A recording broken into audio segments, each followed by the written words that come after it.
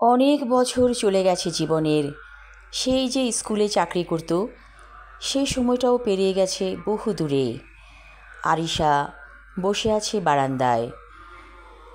ওর শাশুড়ি বলল, ও বৌমা, আমার শরীরটা কয়দিন ধরে ভালো যাচ্ছে না, আমারে এক কাপ চা দাও তো। আরিশা বলল, দুধ চা খাবেন নাকি লাল চা? আরিশার শাশুড়ি বলল, আদা চা। আরিশা কিচেনে গেল চা বানাতে। ঠিক সেই সময় সেই ছোট্ট রোজার মুখটা মনে পড়ে গেল, যেই রোজা নাকি আরিশাকে চা খেতে দেখে সবসময় সে বনরুটি চুবিয়ে চা খেত।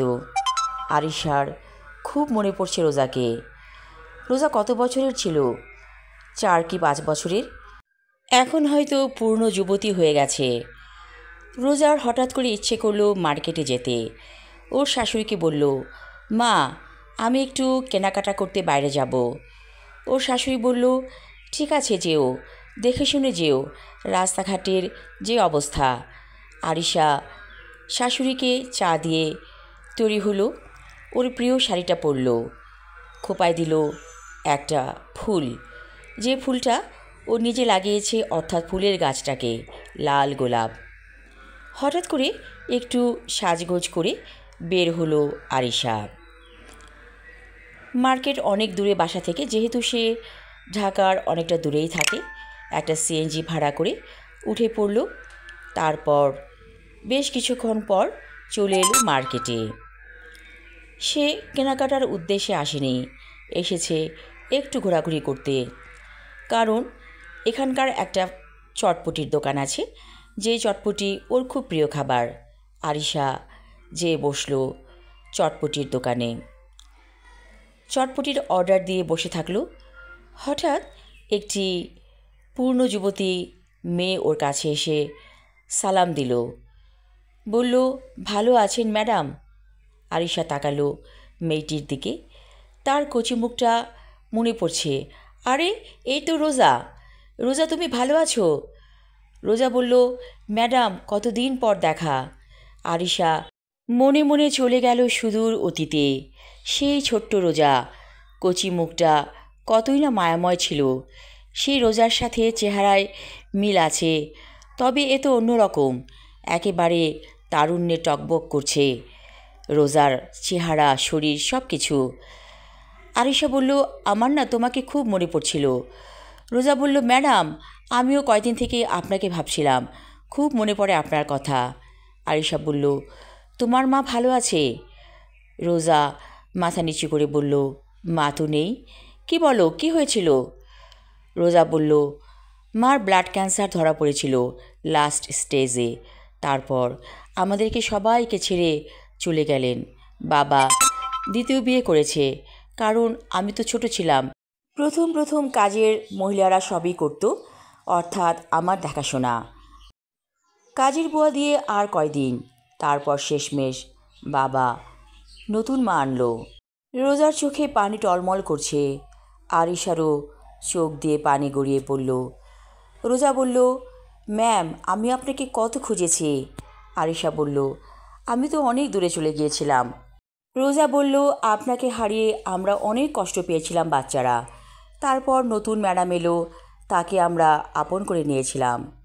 আরিশা বলল, রোজা, এই পৃথিবীতে বেঁচে থাকাটা না অনেক অদ্ভুত। আমরা সব কিছু হারিয়ে ফেলি, যেমন জীবনের সময়, সে তো একটা বিরাট সম্পদ। সময়টাই চলে যায়, সব কিছু কিছু না কিছু রাখা যায়, কিন্তু সময়টাকে রাখা যায় না। জীবনের একটা পর্যায়ে এসে মনে হয় সবচাইতে মূল্যবান হচ্ছে সময়।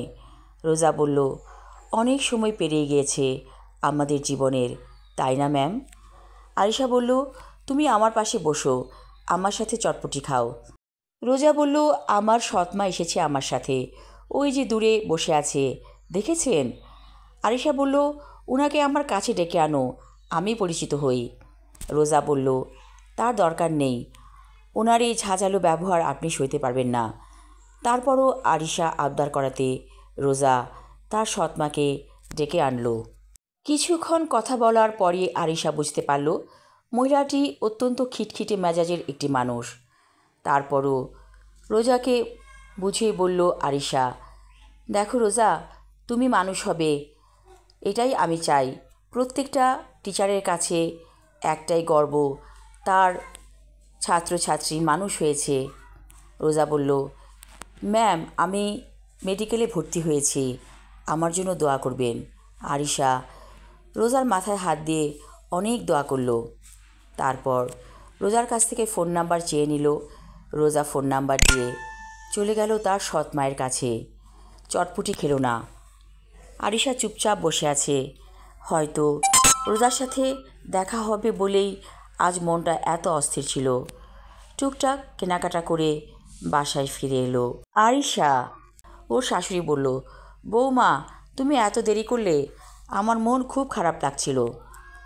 আরিশা বলল, আমাকে দেখে এখন আপনার মন ভালো হয়েছে?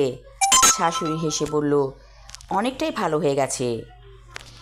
বৃদ্ধা বয়সী এই শাশুড়ি আরিশাকে অনেক পছন্দ করছে, অথচ যখন তার বয়স ছিল কম তখন কি বাজে ব্যবহারই না করতো আরিশার সাথে।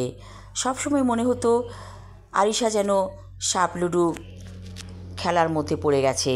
শাশুড়ি ওর সাথে সাপ লুডো খেলছে, এতটাই বাজে ব্যবহার করতো আর সবসময় আরিশাকে সন্দেহ করতো। আরিশা ভালো কথা বললেও সেই কথার উল্টো অর্থ বের করত। এখন সময়ের সাথে সাথে ওনার মেজাজটাও ভালো হয়ে গিয়েছে। এখন আরিশাকে অনেক ভালোবাসে। আরিশা আবার এক কাপ কফি বানালো। কফি বানিয়ে যেয়ে বসলো ছাদে। এই ছাদ ওর অনেক প্রিয়। নানা রকম ফুলের গাছ লাগিয়েছে নিজ হাতে। আরিশা তাকিয়ে আছে একটা টকটকে লাল জবার দিকে। রক্তজবা। এই রক্তজবা একসময় ওর স্বামীর অনেক প্রিয় ফুল ছিল। আরিশা বলতো, এই ফুলের গন্ধ নেই, তারপরও তুমি কেন এই ফুলটাকে এত লাইক করো? ওর স্বামী বলতো, এই ফুলটা অন্যান্য ফুলের চেয়ে দেখতে একেবারেই ভিন্ন, যার কারণে আমার ভালো লাগে। আরিশার বুক থেকে একটা দীর্ঘশ্বাস বেরিয়ে এলো। মনে মনে ভাবল সে, আসলে জীবন বড়ই অদ্ভুত। প্রত্যেকটা মানুষের জীবনের চলার পথ কখন যে বদলে যাবে কেউ জানে না। আমি আমার লেখা ছোট গল্প সাপ লুডো পর্ব 2 এবং শেষ পর্ব পড়লাম। ধন্যবাদ।